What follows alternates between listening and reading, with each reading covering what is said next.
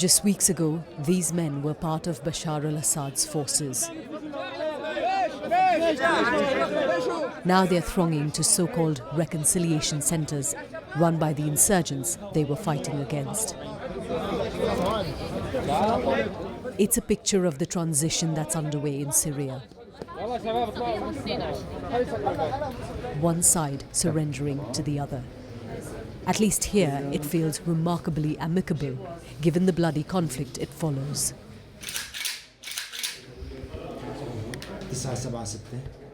Muhammad Ramadan was posted on the outskirts of Damascus when it fell to the rebels. He's come to hand in his Kalashnikov. In return, he'll get a civilian ID and an assurance of amnesty.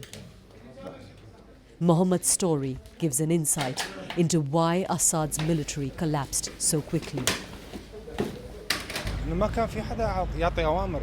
There was no one to give us any orders.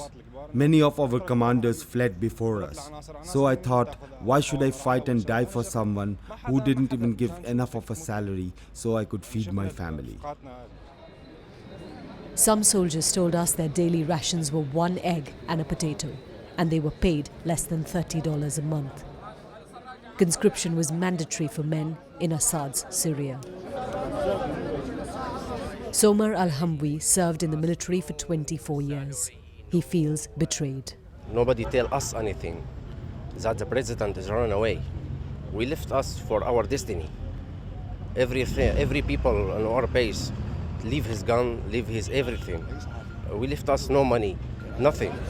There was a lot of brutality and torture and killings under his regime. How do you feel about having been in the forces of this country when that kind of a regime was in power?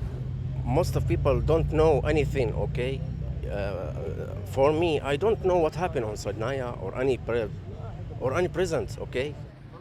Those we spoke to denied they'd been involved in the regime's crimes. I wasn't involved in any of their bad deeds. I wanted to leave the military because I knew I was on the wrong side. But it was not possible because the government had all my civilian documents. We can't independently verify their claims. What we've largely heard here is the intent to move on with peace. But it does raise questions for Syria's new government and its people. Given the extent of bloodletting and brutality during 13 years of civil war, is it really possible to forget and move on? And away from the capital, reports of revenge killings are beginning to surface.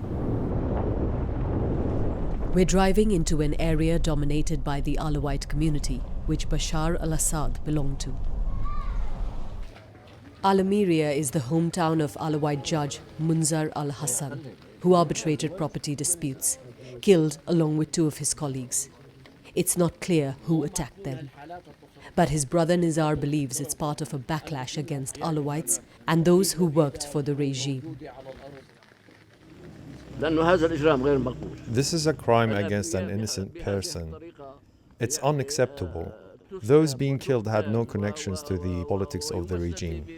They were just working to support their poor families.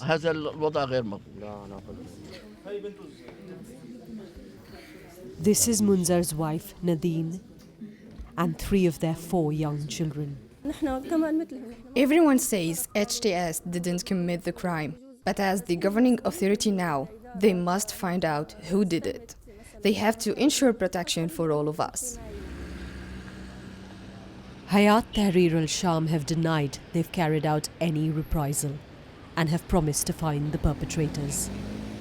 But after the euphoria of the regime's fall, the killings have triggered tensions.